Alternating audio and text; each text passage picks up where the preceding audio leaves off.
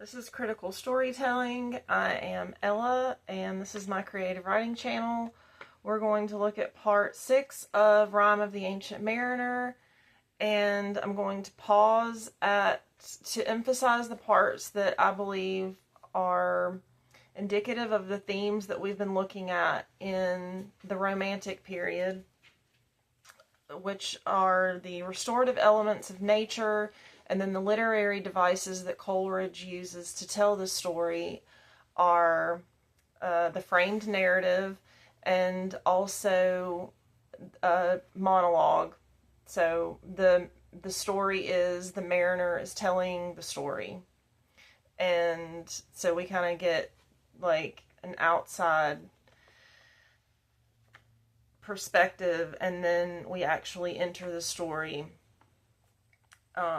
And now it seems the frame is going even deeper because the mariner has been knocked unconscious, it seems, and two spirits have just hovered over him and are passing judgment, it seems.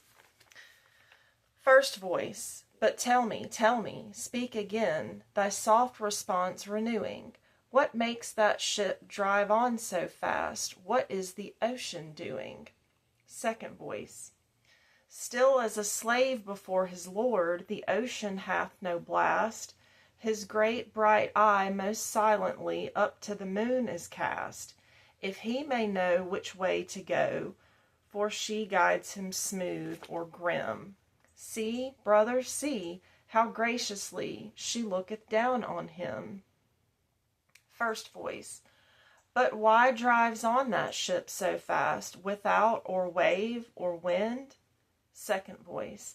The air is cut away before, and closes from behind. Fly, brother, fly, more high, or we shall be belated. For slow and slow the ship will go when the mariner's trance is abated. Okay, so they're having a discussion about how is this all happening, and so that was another, like, a little aside, and now the mariner wakes up. I woke, and when we were sailing on as in a gentle weather, 'twas night, calm night, the moon was high, the dead men stood together. All stood together on the deck for a charnel dungeon fitter. All fixed on me their stony eyes that in the moon did glitter. The pang, the curse, with which they died, had never passed away. I could not draw my eyes from theirs, nor turn them up to pray. And now the spell was snapped. Once more I viewed the ocean green, and looked far forth, yet little saw of what had else been seen. Like one that on a lonesome road doth walk in fear and dread, and having once turned round walks on, and turns no more his head, because he knows a frightful fiend doth close behind him tread. But soon there breathed a wind on me, nor sound nor motion made. Its path was not upon the sea, in ripple or in shade. It raised my hair, it fanned my cheek, like a meadow gale of spring. It mingled strangely with my fears, yet it felt like a welcoming. Okay, I have to stop there because we have the element of air, a restorative aspect of air.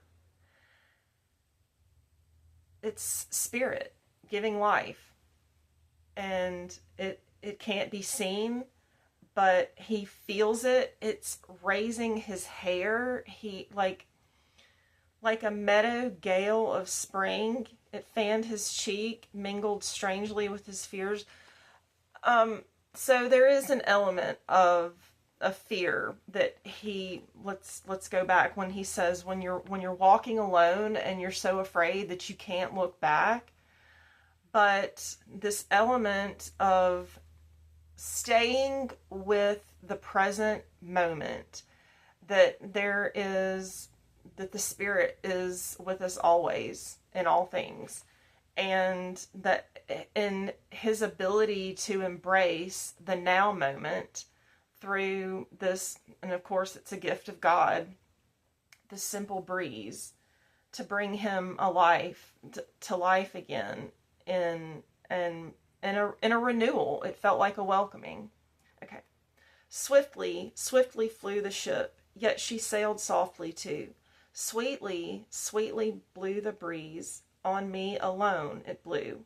Oh, dream of joy, is this indeed the lighthouse top I see? Is this the hill? Is this the kirk? Is this mine own country?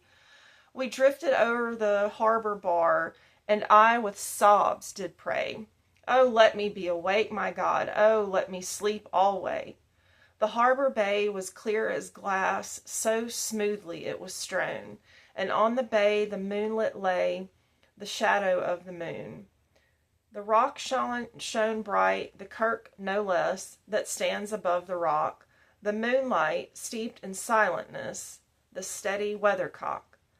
And the bay was white, with silent light, still rising from the same, full many shapes that shadows were, in crimson colours came. A little distance from the prow, those crimson shadows were. I turned my eyes upon the deck. Oh, Christ, what I saw there! Each corse lay flat, lifeless and flat, and by the holy rood, a man all light, a seraph man, on every corse there stood. This seraph band, each waved his hand, it was a heavenly sight. They stood as signals to the land, each one a lovely light. This seraph band, each waved his hand, no voice did they impart, no voice, but oh, the silence sank like music on my heart.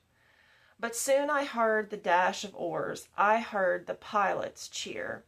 My head was turned perforce away, and I saw a boat appear. The pilot and the pilot's boy, I heard them coming fast. Dear Lord, in heaven it was a joy the dead men could not blast. I saw a third, I heard his voice. It is the hermit, good. He singeth loud his godly hymns that he makes in the wood. He'll shrieve my soul, he'll wash away the albatross's blood. Okay, oh, that was the end. That's the end of part 6. So, the light speaks to me here. It's as life-giving as the air that moves across his cheek.